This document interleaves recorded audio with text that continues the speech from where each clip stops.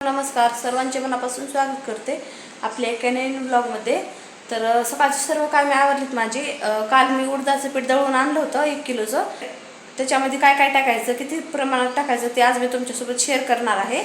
तर चला, अगदी छोटे छोटे टिप मी शेअर करणार आहे, त्यामुळे व्हिडिओ लास्टपर्यंत बघा. तर इथं 1200 ग्राम माझं पीठ भरलं होतं. त्याच्यापैकी पिठीला थोडंसं काढून घेतलं.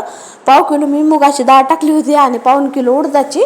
तर अशा प्रकारे मी दळून आणलं होतं. तर इथं बघू शकता 2 चमचे मी पापड खरं वापरलेला आहे 1 किलोसाठी.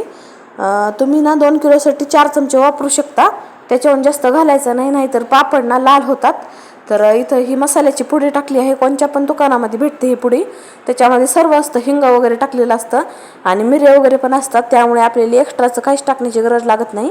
आणि मस्त असं कोमट पाणी टाकून मळून घ्यायचं. मीठ पण चवीपुरतं, म्हणजे अगदी थोडंसंच टाकलं आहे, कारण त्या मसाल्यामध्ये ऑलरेडी मीठ असतं. त्यामुळे तुम्ही मीठ ना कमीच घाला. आणि अशा प्रकारे थोडासाच तेलाचा हात लावून मी नंतर पीठ खूप छान मळलं. बघू शकता, जास्तच पण कडक मळलं ना काय होतं, पापड लाटताना हात वगैरे दुखतात, म्हणजे खूपच आणि खूप टाईम लागतो. आणि असं थोडंसं म्हणजे खूप छान मळलं ना तर अगदी म्हणजे खूप लवकर पापड होतात. माझे तर 3 तासातच पापड झाले होते. मी 70 लाटले असतील आणि नंतर बहीण पण आली होती, तर तिनं पण 50 लाटले असतील पापड. तर अशा प्रकारे आमचे 150 पापड झाले होते. तर बघू शकता. आणि नंतर बाळाला आमच्या भूक लागली होती. नंतर त्याला जेवू वगैरे घातलं आणि पीठ आपलं मस्त असं थोड्या म्हणजे अर्धा तासासाठीच मी डब्यामध्ये ठेवलं होतं. तर गरम पाण्यामध्ये मळल्यामुळे ते लगेच म्हणजे भिजलं आणि खूप नरम झालं होतं. खूप छान झालं होतं. आणि थोडंसं ठोंब्याच्या साह्याने मी अशा प्रकारे वाटून घेतलं. गरज नव्हती, पण तरी पण म्हणजे पटपट आपल्याला लाटता येतं म्हणून मस्त असं मऊ करून घेतलं. बघू शकता खूप छान पीठ झालं होतं. आणि तुम्ही पण अशा प्रकारे नक्की ट्राय करा. कुणी अगदी खूप जास्त कडक मळतं, तसं जर केलं ना तर हात वगैरे आपले खूप दुखतात बघा. आणि माझे पापड ना खूप म्हणजे वर्ष 1.5 वर्ष टिकतात, म्हणजे लाल पण पडत नाहीत आणि त्याला जाळी तर अजिबातच लागत नाही. आणि पिठाचा पण कोरड्या पिठाचा अगदी कमी वापर करायचा, त्यामुळे जाळी लागण्याची शक्यता असते. अगदी थोडंसं एकदाच मी असं बुडून वगैरे लाटत होते पापड. आणि कुणी काय करतं, तूप किंवा तेलाचं यूज करतं, त्याच्यामुळे पापडाला ना बुरशी येण्याची शक्यता असते किंवा कोबट वास पण येतो. त्यामुळे ह्या छोट्या छोट्या टिप असतात ना, तर त्या सर्वांनी लक्षात ठेवा.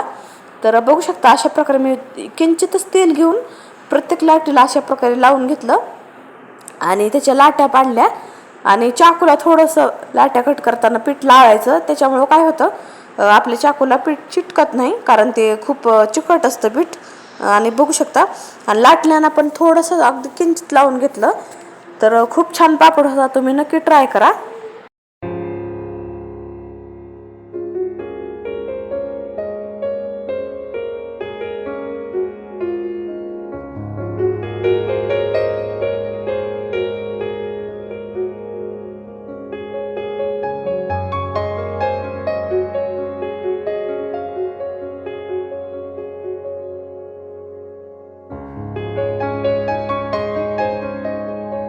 दोन उंडे अशा प्रकारे लाटून वगैरे त्याच्या मी एकदाच लाट्या करून ठेवत होते. 20-20 30-30 अशा, म्हणजे आपले लाटायला ना सोपं जातं. आणि कॅरी बॅगमध्ये ठेवायच्या, त्याच्यामुळं काय होतं, मध्ये एकदम म्हणजे मऊ होतात लाट्या आपल्या अगदी, आणि आपले पापड लाटायला इझी जातात. खूप पातळ असे पापड वगैरे तयार झाले होते. बघू शकता, नंतर मी तळून पण दाखवलेले आहेत. माझं बाळ पण माझी मदत करत होतं. बघू शकता, लहान लेकरं असले ना घरामध्ये तर त्यांच्याकडे लक्ष देत देत सर्व आपल्याला करायचं असतं. मध्येच त्यांना भूक वगैरे लागते किंवा दुसरंच काहीतरी असतं, तर त्याच्यामुळं थोडंसं लवकरच बसले होते. आणि रोज माझे कामं 12 वगैरे वाजतात, कारण आपण काय करतो, आज टाईम आहे, आणखीन टाईम आहे, कुठं जायचं आहे म्हणून तसंच रेंगाळत बसतो. आणि काय जर करायचं म्हणलं ना तर त्याला वेळ काहीच लागत नाही, फक्त आपल्याला म्हणजे ते काम ना हातात घेण्याची हे असतं. तर एकदा हातात घेतलं की त्याला काहीच वेळ लागत नाही, कोणत्याही काम असो. तर बघू शकता अशा प्रकारे मस्त असे पापड वगैरे लाटले. बहीण पण आली होती नंतर पापड लाटू लागायला मला, तर तिनं पण लाटले होते पापड. तर आमचे 150 पापड झाले होते दोघींचे. तर खूप मस्त. तर बघू शकता,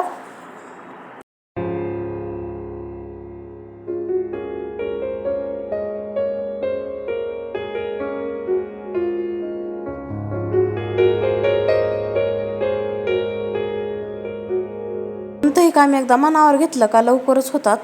तर 8 दिवसाखाली डाळी आणल्या होत्या, पण आज करू उद्या करू त्यातच माझे 8 दिवस गेले. म्हणलं आज फायनली करूनच टाकावेत. तर बघू शकता अशा प्रकारे कसे आले आहेत नक्की कमेंट करून सांगा पापड. आणि जे नवीन ताई दादा आहेत ना, त्यांनी चॅनलला सबस्क्राईब करा, व्हिडिओला लाईक करा आणि नक्की कमेंट करा कशा प्रकारे आलेत आपले पापड ते. आणि तुम्ही पण नक्की ट्राय करून बघा. आणि ज्या मी टिप्स सांगितलेल्या आहेत छोट्या छोट्या त्या पण नक्की ट्राय करा. तर बघू शकता मी पिठाचा वगैरे जास्त वापर न करता बनवलेले आहेत. पिठाने पण काय होतं, जाळी पडल्यासारखं होतं जास्त पिठाचा यूज केल्यावर पण. तर नंतर अशा प्रकारे फॅनला वगैरे सुकवून घेतले लाटीत लाटीत. आणि सुकलेले पापड ना अशा प्रकारे एकावर एक ठेवायचे, जेणेकरून काय होतं पापड आपले वाकडे तिकडे होत नाहीत आणि एकदम सरळ राहतात. आणि हे असाच गट्टा उचलून नंतर संध्याकाळच्या टायमिंगला मी डब्यामध्ये भरून ठेवला होता.